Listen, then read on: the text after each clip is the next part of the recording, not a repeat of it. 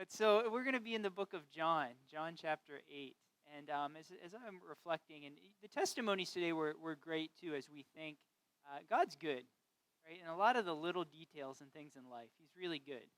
And the way He brings things together. And you look at the testimonies we were hearing today, it's just a great reminder of who God is and His faithfulness. And even as we're looking at John, one of the things I'm absolutely convinced for my life, for your life, for everyone's life, is the most important thing in our lives that we need is God. The most important thing that any one of us could ever do in life is know who God is and know who He is. Whatever life is going to throw at us, who God is going to be the rock, our foundation, our anchor. And who God is exactly what we need in the midst of whatever trial or whatever joy, even whatever joy we're going through. So it's really beautiful. We should all be overjoyed and thrilled for Morena, right? I heard that in that last part, like you're welcome to the United States. Wow, yes. Having lived and worked with many friends from Latin America, they were all kinds of document statuses, right? TPS, overstayed visas, all kinds of. And when somebody gets that, it's just such a joy as a family, right? God, and the beautiful thing is God is good through the midst of it, even in the step to get here, right? And that's so beautiful to hear Ryan's testimony of how God's taught him, right? And I'm sure many of us need that in life, maybe as we go through things. Really, God, why aren't you answering like this? We have that faith, and Ryan's often said she has this amazing faith, and you see it growing. You see what God's done in his life. But God is, whether it's that, or whether it's a death of a family or a friend. Who God is going to be our anchor. Even when things are just beautiful in life and everything's going exactly the way we want, if God's not your anchor, you may think everything's going right, but you can be off adrift and not even know it, lost and not even know it. So this is on my heart. I know for me too, one of the things that's so passionate about and I love is just who God is. And whatever God leads me, wherever He'll lead you in life, who God is does not change. Jesus Christ is the same yesterday and today and forever. So there's nothing better than that. I'd say for us is just deeply know who God is. So with that said, let's look at John 8. I want to read one passage, but I really am going to be looking at a theme that John has throughout his gospel. John 8, verse 48.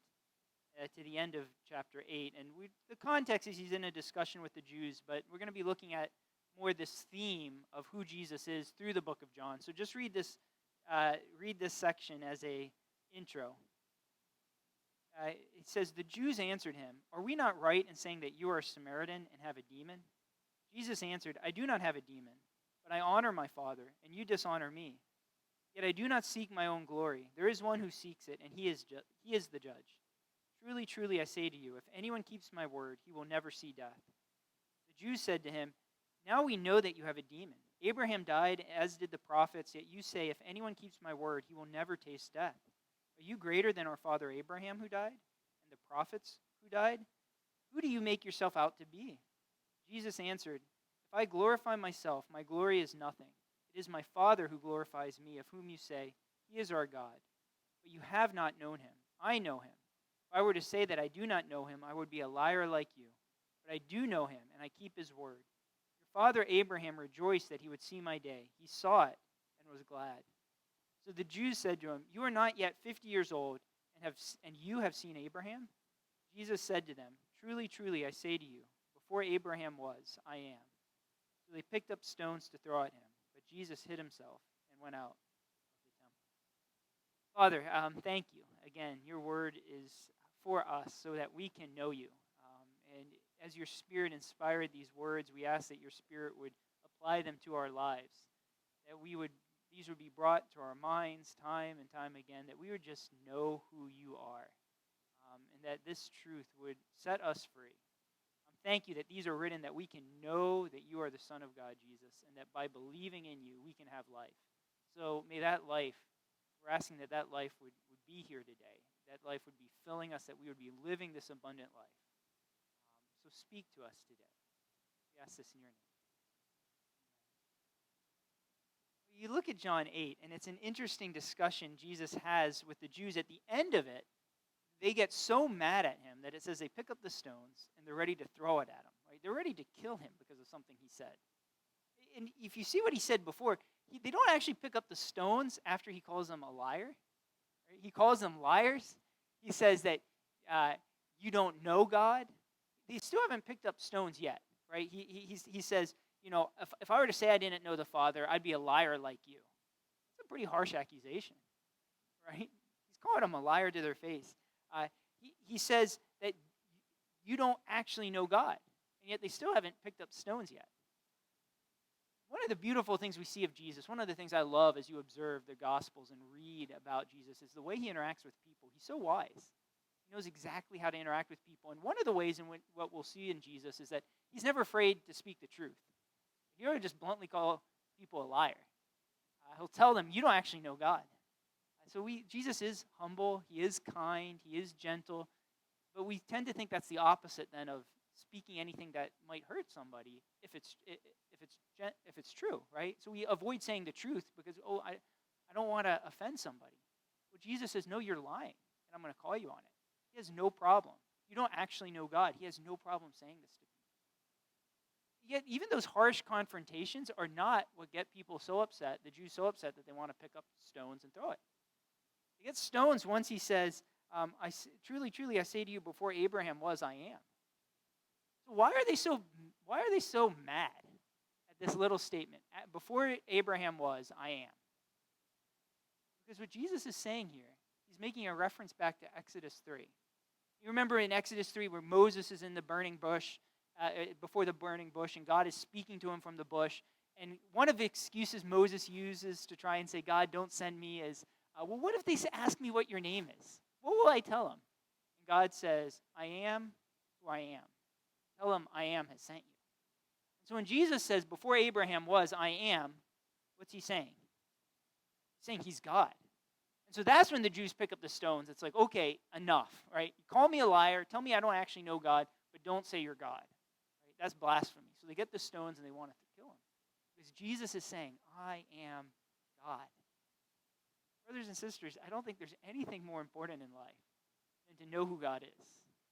And we see this throughout the book of John. Jesus is declaring, I am God. And at the end of the book of John, John actually tells us directly why he wrote this book. So there's no doubt. He says at the end of John, he says, Jesus did many other things.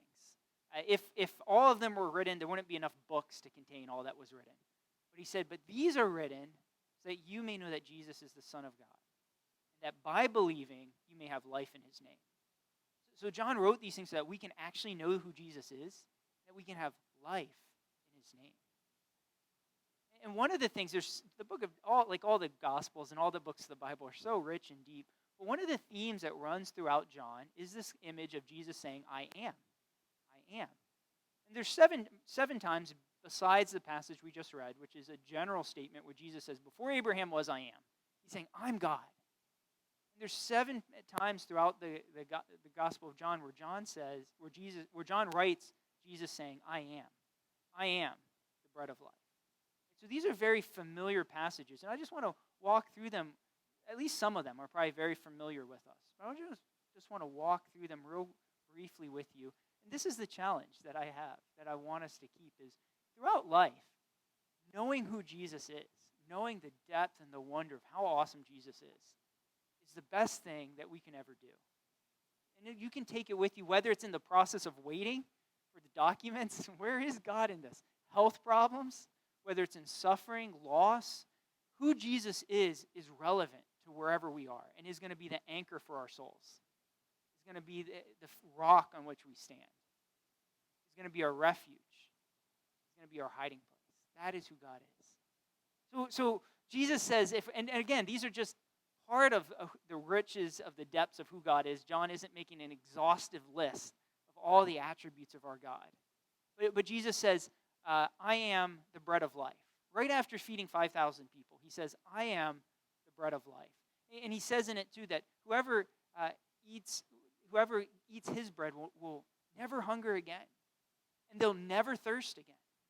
Which is another theme that John says, John 4, John 7, where he talks about streams of living water flowing from people who will come to him. So Jesus is saying, I am the bread of life. I am the one who satisfies you so much so that you will never hunger again. What do we need to survive? What's the very most essential basic things we need to survive? Water, food, air. Well, okay, man. The Spirit is the wind, I guess. Let's see. Good. Basic things we need: air, water, bread, food. If we don't have these, we'll die. Right? And so the very thing that satisfies us, and Jesus says he is living water. He is bread, that if you eat him, you will never hunger again. You will never thirst again. Now, obviously, this metaphor is not saying we don't physically need to eat, but he's saying just as physically you can't eat or drink, you will die, spiritually, you will die without Jesus. But yet, if you come to him, you will always be satisfied. You will always have enough. Think of life. This is so important because you don't have to go any farther than yourself, but just you can look around too, and every single one of us, there's so much search in life for meaning, for contentment, for happiness, and money and things don't actually buy it. So much that doesn't buy it. So many people, athletes sometimes will win the championship, get to the top of their game, and will still then be, is that it? Really, is that it? Famous people who've got all the money and things you could ever think you'd want can be so discontent. There's a search in life where we're just not satisfied. I always think of the story of, I forget who it was, but they asked this really rich guy, how much money is enough? And he said, $1 more. $1 more. There's a never-ending pursuit where we're just left not quite satisfied. And Jesus says, well, it's because really we need something else. If we're not satisfied here, it probably means we're made for something else. And Jesus says, only I can satisfy. Just as your body, because we can physically, our bodies can live without God. I mean, without worshiping God. Our bodies will keep breathing, we can keep eating. But he says, just as you will starve, just as you need bread and water to keep living and your body will shut down, so without me you will never be satisfied. You are dead. But Jesus says, but with me you'll never thirst. You'll never be hungry. No matter where you go in life, you can be satisfied. You can lay down and sleep and be content. It doesn't matter if there's a storm around you, because Jesus is the bread of life. You know Jesus when he says, I am the bread of life. That is our God. And that is who he is for you. Jesus says, I'm the light of the world. And the image in scriptures of light and darkness, light is the idea of we can see clearly. Right? Some of us here are like night. Right? By nature, I could stay up later and later and later and later, right? If I didn't have to get up in the morning, I could go to bed at 3 a.m. and get up right later. It's fine. But the idea of darkness, the image, is that you can't see. And so that's why darkness uses this image of badness, of evil, because you can't see what's going on. And Jesus says he's the light of the world. I think of when I was in Peru. Some of you guys may have been in like dark. Have you ever been in like the dark? I always think of like in the jungle in some of these communities at night, especially if you had a cloudy day where you didn't have stars, you couldn't see at all. You could not see. It was pitch black. What do you want? A light. I remember once walking from one building to another and it was pitch black and I couldn't see a thing and I'm walking like this. Right? And in the morning you see this like clear little path between the trees and it's like, yeah, but at night I can't see a thing. I'd run into like who knows what, trip over, I don't know. And so you need a light. And Jesus says he's the light of the world. He is our light. We could explore all the depth of where we need light. Let me just give one example of what this looks like. In relationships with people. I don't mean husband, wife, boyfriend, girlfriend, children, friends, coworkers, just relationships in general. We need light. You know, I sometimes like reading these. In the past, they used to print them in papers. Nowadays, most things are online, but you read these things where they write into somebody asking for advice. You know, I'll sometimes read these articles, or if I have a question about something, I'll Google it and just be like, I'm curious what people are saying out there, right? What opinions are out there? There's lots of advice being given to us. Lots of advice telling you how to interact with one another. What do you do if somebody insults you? What do you do if you have someone gossiping behind your back? What do you do if you found out a good friend lied about lied to you about something, right? There's all kinds of things, and we need how do we handle relationships? Well, Jesus says he's the light of the world. He guides us. He is the one who will guide our path in the midst of darkness. So he is the light to our path that's telling you to forgive one another, love one another, serve one another. He is the light to our path in all ways of life, but just using that as an example, he is the one who's going to guide us in this confusing thing in times where it's like, how am I supposed to relate to my coworker or my friend or my relative, right? What am I supposed to do if they're mistreating me? Well, Jesus is the light to your path. You don't have to walk in darkness, kind of like stumbling around. Jesus is the light to your path. He wants to guide you. He wants to show you the way. Jesus is your light. Jesus also tells us, he says, I'm the good shepherd in John 10. And actually, like I said in the Spanish service, this is like an extra gift I'll give you here. In the passage of Jesus being I'm the good shepherd, he actually has two I ams right there together. He says, I am the door, and I am the good shepherd. This is actually important because it helps us understand how to read metaphors, which is really important. You'll run into these cults sometimes, and we ran into one the other week, and I'd heard about this group, and I'd never I'm probably the only one who's like excited, like, oh, this cult group's talking to me. I'm curious what they think. Like, I've heard about them. You're one of them. Tell me what you think, right? And like, this mother God, right? It's out there, and especially in some of these Latino communities, there's two gods. There's God the Father, God the Mother, and they get these verses from the Bible, and they start twisting it around, and it's like, people buy into it, and they understand it. Oh, there's two gods. There's God the Father, God like any cult, right? Cults generally take the Bible and they twist it around. On this one of the major problems is the guy and his wife who were explaining it. They just didn't understand how metaphors work. Because if you understood how a metaphor worked, you'd understand that's not at all what the passage means. So look here. Jesus says, "I am the door of the sheep," and then a couple verses later, he says, "I am the good shepherd." So he doesn't say he's not saying I'm the door. The door is Jesus, and you walk in and there's a shepherd Jesus. Oh, there's two Jesuses. Oh, look. There's Jesus the door and Jesus the shepherd. It's the same parable. It's the same, wow, okay. You see, it's a metaphor. He's using these metaphors together. And so just take that as a caution too if you ever hear or you're talking with a friend who's engaged in some of these cults. Generally, they'll take something and just twist it around in a way that's not at all it means. And John 10 is a good passage to show somebody if they're twisting it. Wait, look. He's the door, he's the shepherd. It's not meant to say there's two Jesuses here, right? It's the way a metaphor works. So Jesus is both the door and the shepherd. What's he mean in this? He's the door. That's the only way to get into the community of God is through Jesus.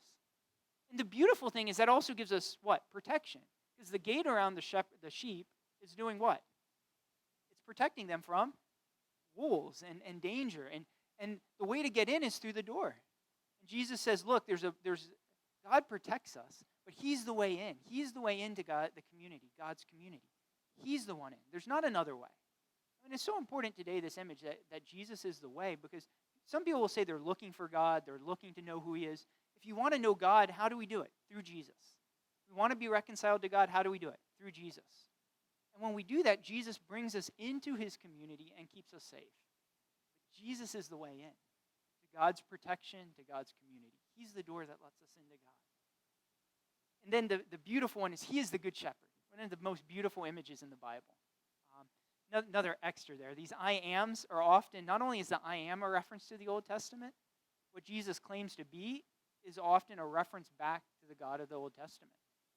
In the Old Testament, who's the good shepherd? God, Yahweh. The Lord, Yahweh is my shepherd, right? I shall not want, Psalm 23, right? God is our good shepherd. And Jesus says, I am the good shepherd. I am the good shepherd. He lays down his life for us. What does it mean that when we ask you to know that who God is your shepherd? What's that mean for you? It means that God is the one guiding your life. That means the imagery of a shepherd takes the sheep around. He leads them. He tells them where to go. And at times, they even have to go through places where there's no water, there's no food, but the sheep follow the shepherd, and he takes them to where there is more food, where there is more water. So in Israel, in that setting, don't think Pennsylvania, New Jersey, woods and everything, right? There's lots of rocks and dry areas, and the shepherd guides them. The sheep could be without the shepherd could be lost, could die, could not find food. But God is the good shepherd, leading them. As Psalm 23 says, even though I walk through the valley of the shadow of death, I will fear no evil. God is your good shepherd. God is actually shepherding you. He is actually guiding you. Whatever stage of life you're in, if you're in the valley of the shadow of death now, God is still your shepherd. And God is leading you to good spots, to good pastures. Do you know God that way? Do you know him as your good shepherd? He's our good shepherd. Jesus says, I am the resurrection and the life. That's the story with Lazarus. Mary and Martha, their brother Lazarus has died, and they come running to him. And I love it. If you had not been here, my brother would not have died. An honest expression of faith. If you had been here, my brother wouldn't have died. And Jesus says to them, he who believes in me will never die. Those who believe in Jesus will never die. Because Jesus is the resurrection and the life. Now, in this case, Lazarus is raised from the dead. Lazarus is raised from the dead. Eventually, he ends up dying again. But God is saying he is the resurrection and life. And using that, even though we will all physically die one day, we will live. So Christians, as we say Jesus is our resurrection, as he is our life, what does that do for our lives?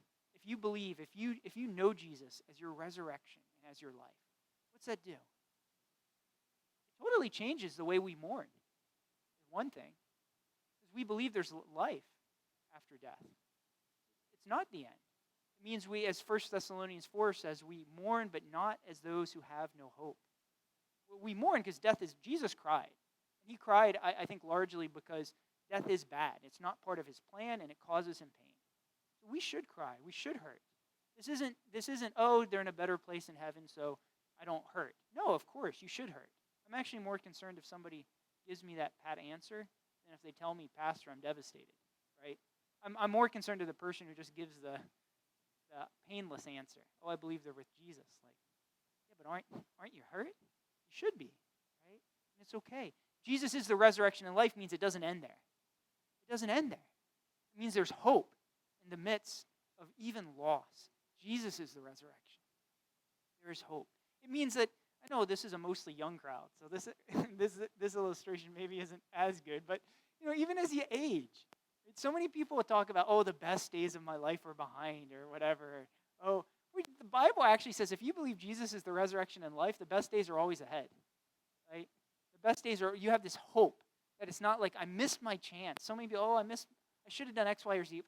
In the scheme of eternity, if you made a mistake and blew something, you got all eternity, right? So the resurrection and life means that there's something coming better, that we can pass through pain in this world with hope. Injustices will be made just. Suffering will be put out, will be no more. Those who oppress will no longer be allowed to oppress. There is hope. There's resurrection hope in the midst of all things because Jesus is the resurrection and life. And he says, I'm the way, the truth, and the life. And it means that he is the way to God. He is the truth. And in an age where I think truth has become so relative, right? People want to make, that's true for you, that's not true for me. Well, Jesus says, no, he is the truth of the world. He is for us the rock on which we can stand. But it's not, I love the way this is combined, the way, the truth, and the life. Because when I talk to people, sometimes they get this idea of, we don't want to argue about religion. It's like politics. Right? I don't want to talk about politics. I want to strike from that after being around people who talked about it too much. But we kind of think of religion and politics are kind of the same, right? We don't want to talk about this. But Jesus is saying, because the idea is it's just something that causes us to fight. It just causes disagreements. We don't really want to talk about this. Jesus says, no, he's the way, the truth. And why is that? Because it gives us life. Right? You wouldn't just say, hey, you're sick, but hey, somebody takes this medicine, someone takes this. It doesn't really matter. No, you'd want the best medicine, right? You'd want the best treatment because you want to live, right? Go to that surgeon or this surgeon. It doesn't matter. You might lose the leg on this one and not the other. Like, what? You want the best. And Jesus says he gives us life. So when he says way, and he's the way and the truth, the way is the path that will lead you to God. And in God is fullness of joy. In God is life itself. In God's truth is actually the liberating power of a true abundant life. And so Jesus says he is that life. All that we're searching for, we find in God. We find it in God.